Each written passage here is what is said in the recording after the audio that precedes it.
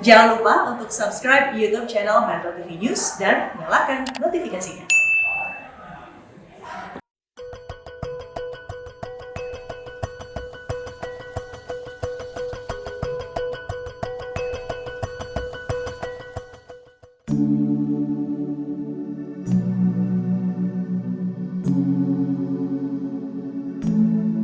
Bila kita datang di ujung timur bagian selatan Pulau Jawa, jangan lupa mampir ke Banyuwangi. Di sepanjang pelabuhan Banyuwangi yang eksotik, kita akan menjumpai lautan dan perahu-perahu nelayan yang sibuk bekerja menangkap ikan. Daerah yang memiliki potensi sumber daya laut yang kaya, serta alamnya menjadi primadona wisatawan, membuat masyarakat merindukan dan selalu ingin kembali ke Banyuwangi. Alas Purwo salah satunya. Kawasan hutan liar yang berada di pinggir pantai ini berada dalam perlindungan Taman Nasional. Di dalam kawasan tersebut, kita akan menjumpai perkampungan sederhana dan juga rumah makan bernama Ikan Bakar Alas Purwo yang menyajikan makanan khas laut seperti aneka ikan-ikan segar yang dimasak lezat dan nikmat. Salah satu favoritnya adalah sate gurita yang dibakar dengan bumbu khas dan juga ada calamari goreng, serta cumi, udang yang dimasak berbagai menu masakan yang siap untuk disantap.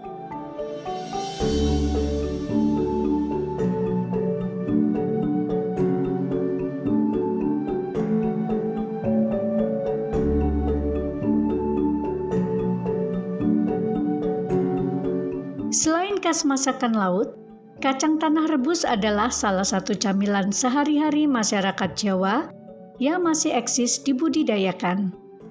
Di salah satu kampung Banyuwangi yaitu Desa Kemiren dan desa-desa lainnya memiliki kebiasaan sama, menjadikan kacang tanah maupun kacang kedelai rebus menjadi tradisi makanan yang bisa disantap kapan saja.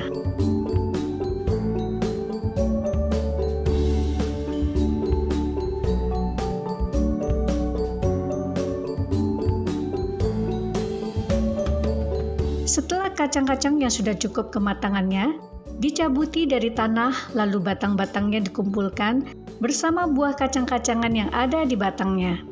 Mereka akan menjadikan dua bagian, yaitu kacang yang masih ada batangnya sengaja diikat dan dikelompokkan untuk dijual dengan harga per ikat, dan sebagiannya lagi adalah kacang-kacang yang dijual tanpa batangnya.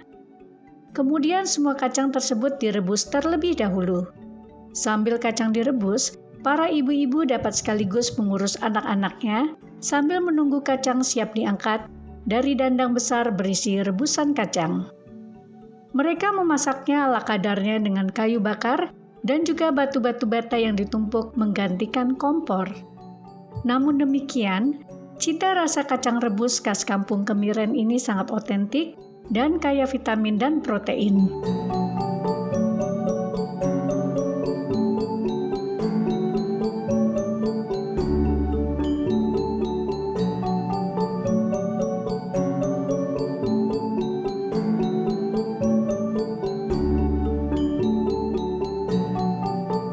Sesudah itu, anggota keluarga yang masih kuat bertugas menjual dengan menggunakan alat panggul sederhana terbuat dari bambu. Kacang ditumpuk hingga memenuhi tempatnya dan siap untuk dijual ke kampung-kampung.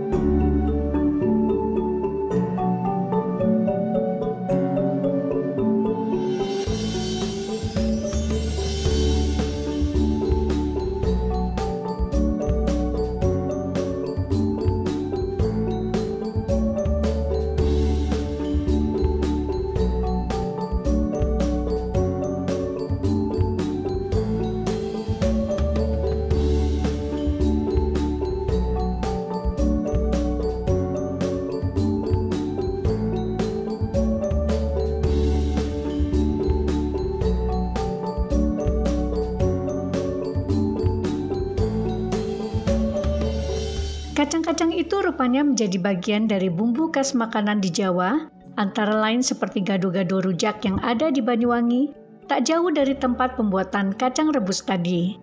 Gado-gado ini diolah dengan cara menyatukan bahan-bahan makanan yang sudah direbus seperti sayur dan tauge, tahu, lontong, labu siam, kentang, dikombinasikan dengan bahan makanan yang segar seperti ketimun, kemudian diaduk bersamaan dengan bumbu kacang dan gula merah yang sudah diulek sebelumnya. Supaya makin nikmat, makanan gado-gado kampung ini disajikan dengan kerupuk yang gurih. Siapapun akan rindu masakan gado-gado kampung khas Banyuwangi yang satu ini.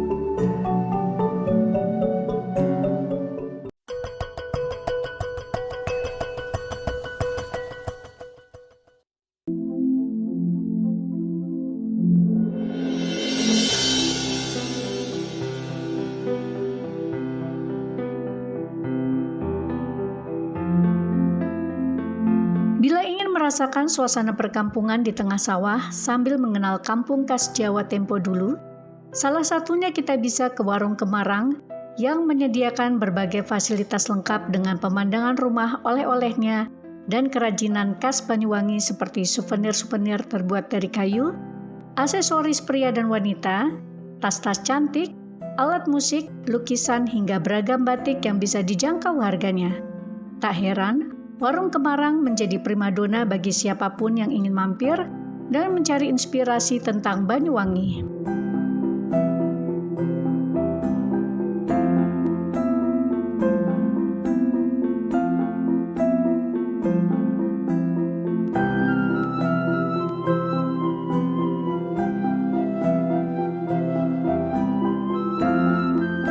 Banyuwangi memang dicintai oleh siapapun, baik masyarakat lokal maupun mancanegara. Salah satunya adalah keluarga Reni Wongdeso, salah satu influencer yang cukup dikenal oleh masyarakat Banyuwangi yang memiliki suami asal Hungaria.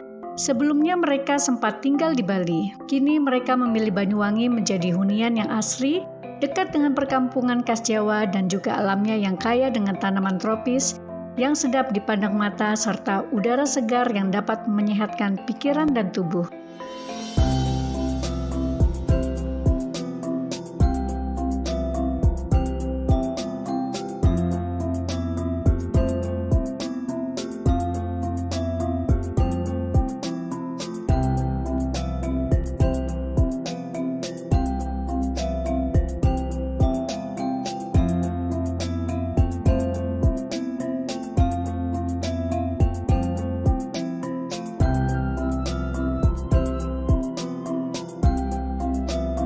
I am from Switzerland, originally Hungarian, and I live in Banyuwangi since 2 years and a half.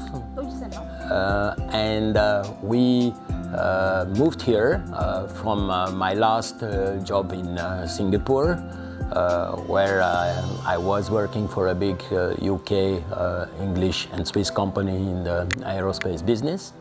So with Reni, we moved here, we married here, and the reason basically also I came to Banyuwangi because, okay, I liked Bali, but I said Bali is too many tourists, so I liked more to be with closer to the nature, not so many tourists, and I was happy that her family was here. So I discovered an Indonesian family also.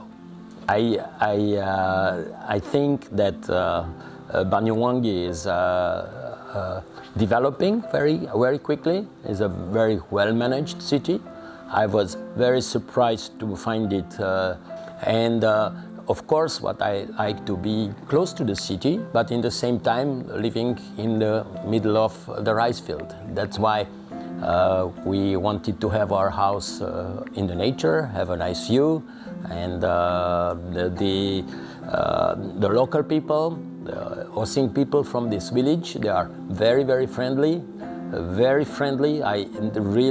discovered a community here that we are very happy to be part of, and we try to participate various events, and yeah, these are the reasons I like here. Now I am retired here, and as Reni is saying, okay, now it's your time, enjoy your life, and there are things to do here. I mean, we went many times to Kavaijan, hiking during the night, during the day, so there are a lot of things to do, biking around, and reading and listening music, and helping a little bit her to make more successful. It is interesting because we talk also with the few foreigners who are here, and we say Banyuwangi is a very big kampung.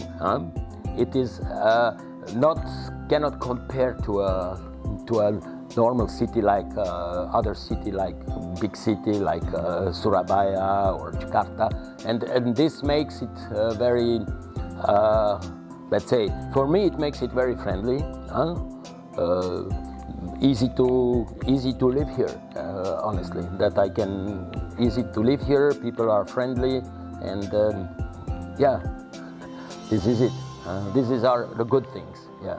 So okay, when in the village they organize sometimes some events, and then we go up and go and participate, eating together, listening to their playing music, sometimes for a child, sometimes for others, and then I go with Reni up to Pak Wowo's place sometimes to listen, look to the dancing.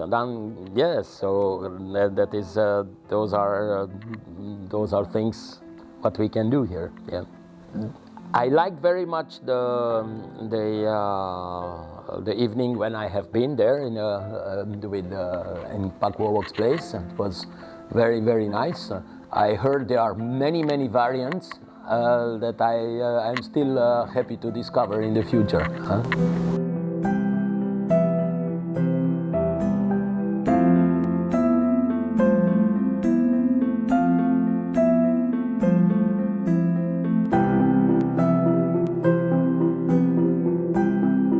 Terlalu cintanya Reni Wongdeso dan suaminya dengan kampung Banyuwangi, bahkan sengaja ia membuat dapur desa khas kampung di belakang rumahnya untuk menjadi bahan inspirasinya bersosial media.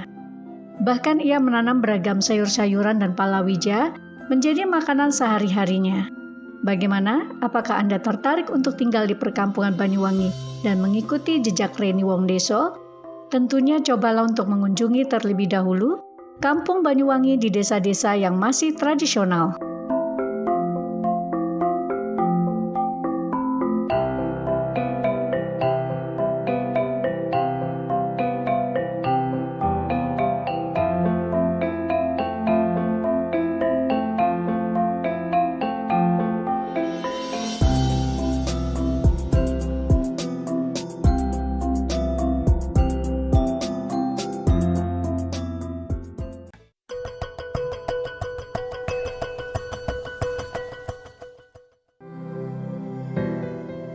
Tak hanya keunikan perkampungan maupun hasil alamnya saja yang menjadi Banyuwangi makin dirindukan dan menjadi inspirasi masyarakat.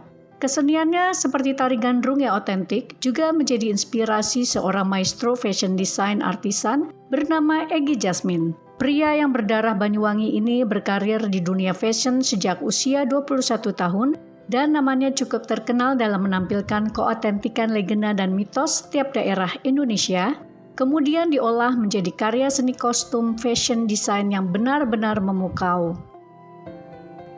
Salam otentik Indonesia. Perkenalkan, nama saya Egy Jasmine.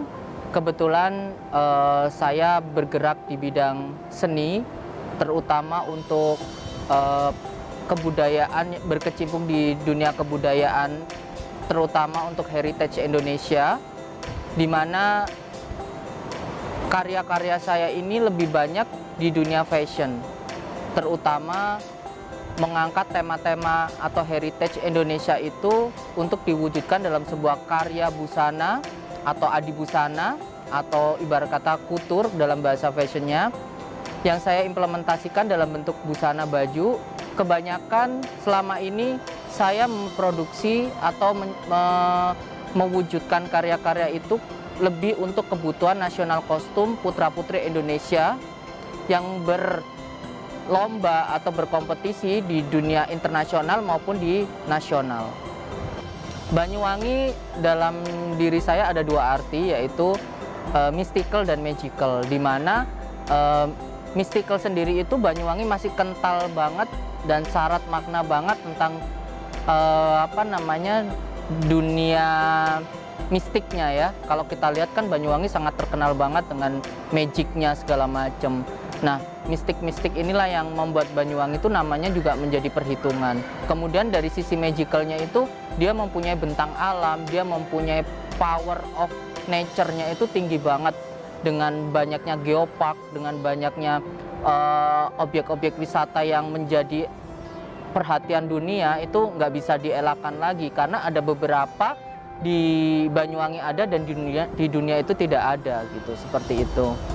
Saya pernah menjadikan tari gandrung ini menjadi salah satu tema nasional kostum untuk putri Indonesia yang berkompetisi di ajang internasional. Kebetulan waktu itu di ajang Miss ASEAN Internasional kalau nggak salah tahun 2014. Nah, itu saya mengangkat tari gandrung, di mana tari gandrung itu saya kolaborasikan dengan Bali, jadinya gandrung legong gandrung namanya. Jadi dari legong gandrung ini saya kombinasikan antara Bali dan Banyuwangi, di mana desainnya saya sedikit rubah secara kontemporer, nggak totally 100% gandrung, tapi ada unsur-unsur tertentu yang saya ambil dari tarian gandrung, terutama untuk crown-nya, terus kemudian untuk hiasan-hiasan di telinga, segala macamnya seperti itu.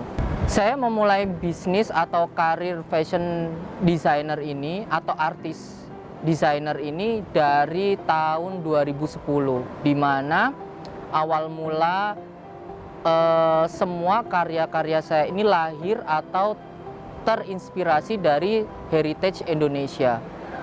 Karena kalau bukan kita, generasi muda, yang memulai untuk mengangkat cerita-cerita atau heritage Indonesia, itu mau siapa lagi gitu loh.